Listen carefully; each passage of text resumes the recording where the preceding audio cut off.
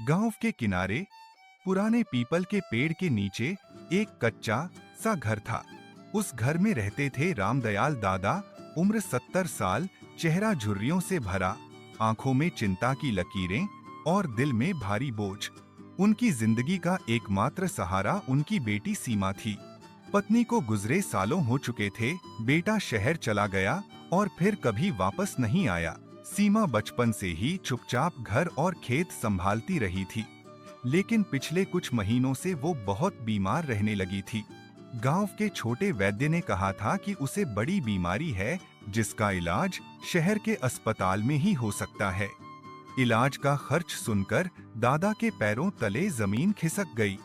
उनके पास तो खेत में बचा थोड़ा बहुत अनाज और कुछ बकरियां ही थीं। रात रात भर दादा नींद में करवटें बदलते, मन में बस एक ही सवाल, मैं बेटी को कैसे बचाऊं। सुबह होते ही वो खेत में काम करने जाते, लेकिन उम्र का असर उनके शरीर पर साफ दिखता। हाथ कांपते, पीठ झुक चुकी, फिर भी वो हर दिन पसीना बहाते। कई बार थककर जमीन पर बैठ जाते और आंखों से आंसू टपक पड़ते। एक दिन गांव में मेले का ऐलान हुआ। लोग खुश थे, लेकिन दादा के चेहरे पर कोई थी। तभी गांव के कुछ लोग उनके पास आए और बोले, दादा, हम सबने मिलकर थोड़े पैसे इकट्ठा किए हैं, आपकी बेटी का इलाज कराइए। दादा की आंखों में आंसू भर आए, लेकिन वो जानते थे कि ये रकम भी इलाज के लिए बहुत कम है। दादा ने हार नहीं मानी। अगले दिन उन्होंने अपनी सबसे प्यारी बकरी बेच दी, जो उनके साथ बरसों से थी।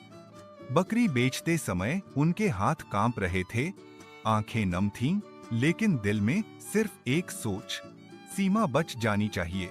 कई दिनों की कोशिश, गांव वालों की मदद और अपनी हिम्मत से दादा आखिरकार बेटी को शहर के अस्पताल ले गए।